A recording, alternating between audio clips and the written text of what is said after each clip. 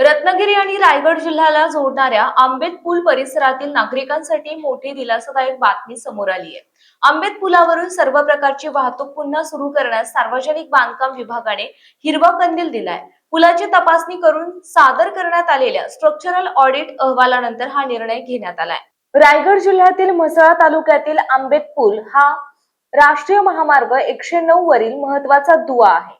6 जुलै 2026 रोजी सावित्री खाडीमध्ये दोन मोठ्या बारची धडक पुलाला बसल्याने पुलाच्या सुरक्षिततेबाबत प्रश्न निर्माण झाला होता। खबरदारीचा उपाय म्हणून सार्वजनिक बांधकाम विभागाकडून पुलावरील सर्व प्रकारची वाहतूक बंद करण्यात आली होती। यानंतर 12 जुलै पासून पुलावरून दुचाकी आणि हलकी चारचाकी वाहने नियंत्रित पद्धतीने सोडण्यात आली होती। दरम्यान पुलाच्या पाण्याखालील भागाची तांत्रिक पाहणी करण्यात आली। 11 ऑगस्ट रोजी प्लॅनिस टेक्नॉलॉजी प्रायव्हेट लिमिटेड चेन्नई यांनी पुलाच्या पायाभागातील सर्वेक्षणाचा अहवाल सार्वजनिक बांधकाम विभागाला सादर केला।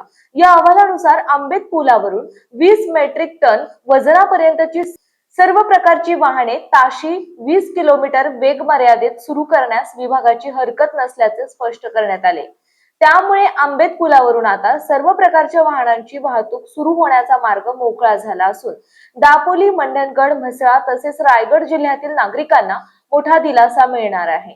गणेशोत्सवाच्या पार्श्वभूमीवर हा निर्णय महत्त्वाचा मानला जातोय।